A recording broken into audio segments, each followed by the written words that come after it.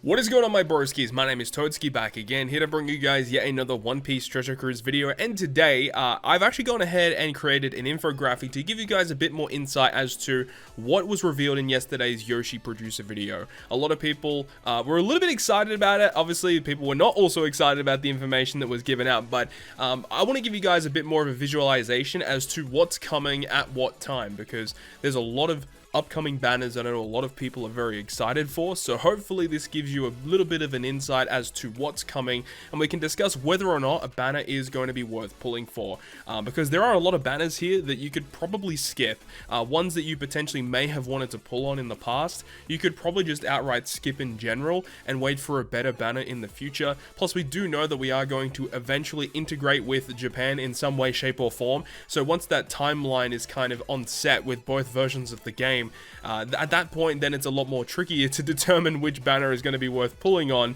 We'll cross that bridge when we get to it, but let's just start things off here. Let's scroll all the way in and have a look currently at July, which is currently right now. The special lottery event is going on, or is about to start, of course. The 22nd of July is going to be debuting the V3 Blackbeard, Gecko Moria, and Magellan, and this is going to be classified as our French anniversary. That is 100% confirmed. I can tell you that yes, this is classified as our French anniversary celebration, for those who may not have known that already. So there you go. And I know a lot of people are probably going to avoid this banner. I would advise many people out there to avoid this banner. I've already talked about it extensively, talking about the Sugo Fest that's debuted, talking about the batch, talking about the characters. I do like Moria, and I really like Magellan, but these are characters that you can pull in further banners moving forward, so you may want to avoid this one. These characters are not game breaking in any sense. You can do just fine without having these particular characters on your Treasure Cruise account, so we'll leave it at that. These characters are good, but you can definitely avoid them for sure. After July, though, we can scroll all the way across to August. So August does have a lot of really interesting stuff moving forward as well. As you can see, we have version 11 update arriving sometime in August as well. It does appear it's going to be late August, which should include the Cotton Candy update. Version 11 also brought along the Alliance Kizuna stuff, which will be in the month after that. But that's still really cool. Then a Neo Clash Rush event. The Neo Clashes are pretty bad, so you probably don't need to worry about them too much, but it is an event that's going to be debuting. Also in August, we have the World Journey Sugo Fest that's going to be debuting with 6 characters that we haven't received yet. We've got the World Journey batch with Vivi Rebecca. These 2 characters are very good, by the way. These characters actually see a lot of play. Marco and Ace are not as good, and Koala and Sabo are not as good either. Definitely the top 2, Rebecca and Vivi, are the best of the batch. But of course, once this official stuff does come out, we'll be able to talk about the Sugo Fest, talk about each of the characters in greater detail. And I mean, the fact is World Journey banners just do not arrive often in the game, and the fact that we're going to get 6 of them debut at once on top of the other characters that are going to be available, you know, the previous World Journey characters with Croc, Mihawk, Boa. Who else was there? There was a Sanji and Reiju, and then the original batch, which was Luffy, Zoro, and Nami.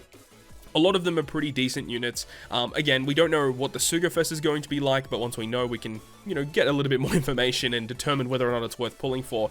But because of how scarce these banners are going to be moving forward, you may want to consider pulling on this. But if you're raw, like free to play, definitely avoid it. You got the Kizuna Clash Sugo Fest here with Capone, the Fire Tank Pirates. This unit is really good, by the way.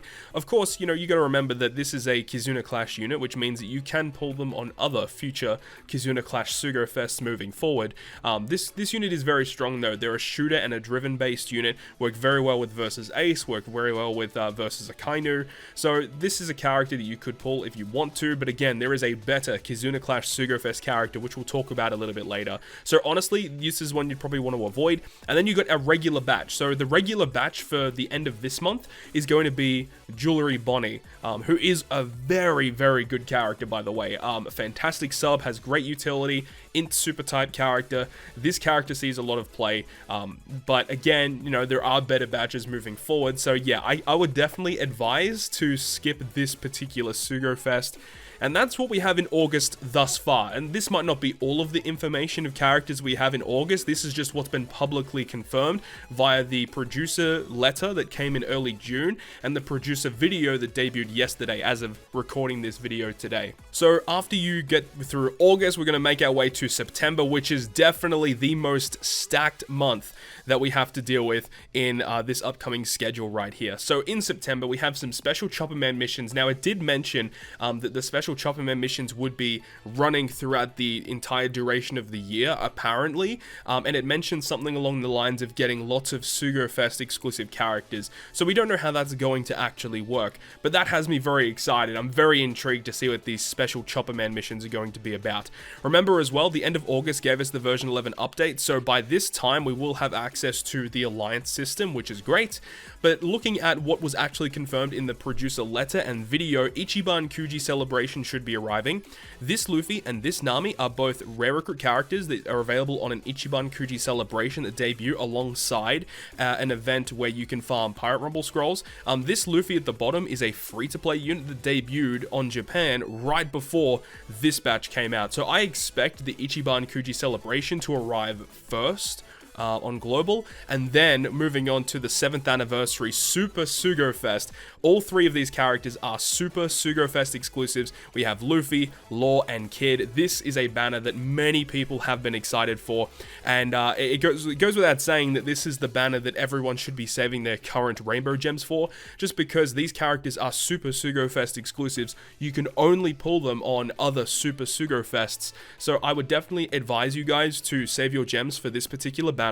And a lot of people are going to ask, which one should I pull for? Should I pull for Luffy, Law, or Kid? We'll cross that bridge once it actually debuts on global, but all three of them I feel are fantastic choices. I feel like you can't really go wrong with any of these characters that you pick. All three of these characters boost a color, or the color that they are, of course. So you got a quick booster, dex booster, and a strength booster, but each of them also boost two different classes. So Luffy boosts Free Spirit and Fighter, Law also boosts Slasher and Cerebral, and then Kid boosts Striker and Driven. So the fact that they all boost different things means that, like, all of them are good in their own way. There's no bad pick in my opinion. I think all of them are very good.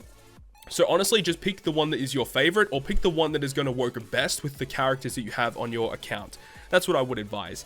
But then after that huge celebration, which I'm definitely going to be doing a lot of pulls for, we have the Pirate Alliance Sugo Fest. Now, don't get this name twisted. The Pirate Alliance Sugo Fest is just another name for, like, the Kizuna Clash. So this is considered a Kizuna Clash Sugo Fest. It's just that this Kizuna Clash is integrated with the Pirate Alliance. Now, that is going to debut Ace and Sabo dual unit, which I know a lot of people love. This character is bonkers, easily top 5 best unit in the game. This unit is very, very good, but you got to remember that because this is a Kizuna Clash Sugo Fest, that this will also have the Fire Tank Pirates, and at this point will also have Sanji and Pudding Legend are also going to be on this banner. So you could definitely skip the Capone banner, wait a month, and you could try and pull for Ace and Sabo, as well as the other two legends that are Kizuna Clash exclusive. This unit is very good though. And at the end of the month, we have another regular batch of characters, which is debuting another versus unit, Whitebeard versus Shanks, along with Sugo Fest exclusive Marco V2. Both of these characters are pretty good, but I would definitely advise to pull on the Super Sugo Fest comparing to the regular batch. That's what I would advise. Again, it's up to you whether or not you want to do that. Whitebeard versus Shanks is definitely one of the better units in the game, but they're not super exciting. They don't have any crazy bonkers mechanic that's super exciting to use. So there's just characters just on paper, a very solid unit, does a lot of good things, but I would honestly prefer and advise you guys to pull on the Super Sugo Fest instead. But Marco is another really solid unit. He's going to be available on a lot of banners moving forward, and that's the other thing as well, is these two characters are just generic legends. They're going to be available on a lot of future banners moving forward, so it's not going to be that bad if you skip out on this banner, because you'll be able to pull them in the future and on any legend ticket that you get from an event, treasure maps and stuff. So, you know, take that as you will. But then we are going to conclude September and move on to the next month, which is going to be October.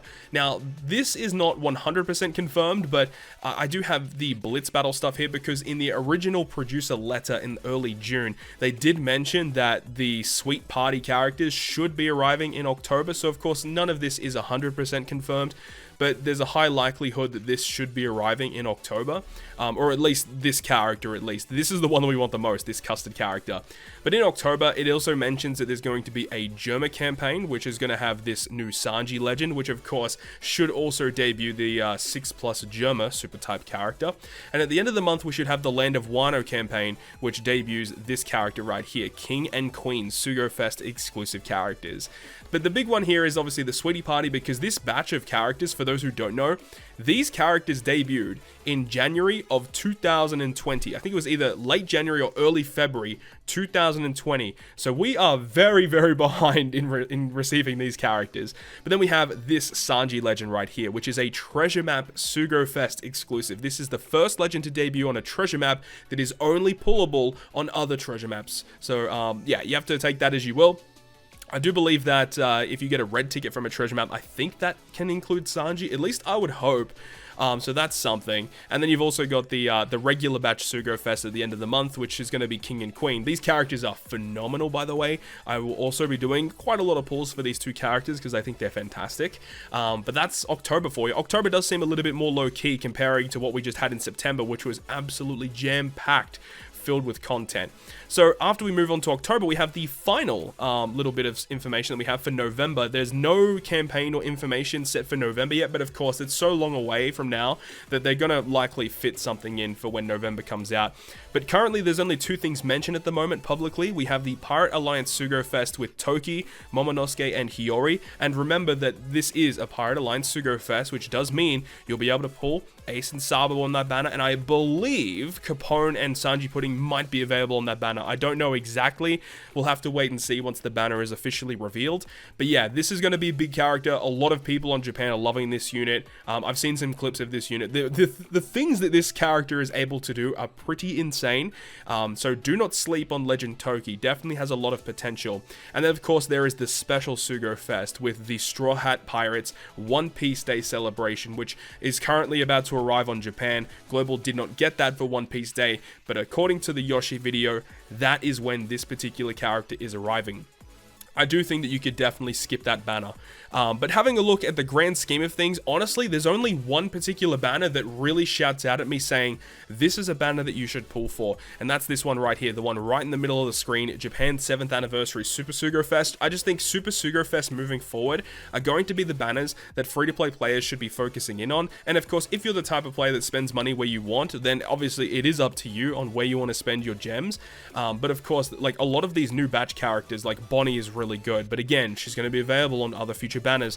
The Super Sugo Fest is probably the most valuable one moving forward. If you really like to get those limited time characters, the World Journey and the Ichiban Kuji celebration may be another very solid option. The Pirate Alliance Sugo Fest with Ace and Sabo is a good choice. I do think skipping the regular batches is a wise idea. The Treasure Map Sugo Fest, I still do pulls every treasure map anyway because I like to get at least one or two of the boosters. So getting the opportunity for Sanji would be nice. And obviously this new batch, I will be doing a lot of pulls for. I really like King and Queen. But then we don't know what else is coming moving forward, but hopefully this gives you a little bit of insight and a little bit more of a visualized aspect of what should be coming on One Piece Treasure Cruise up until November.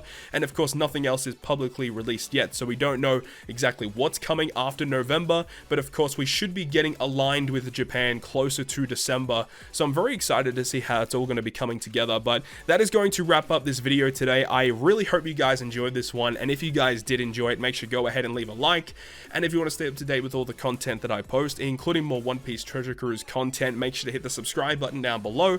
But on that, guys, I'll see you guys within the next video.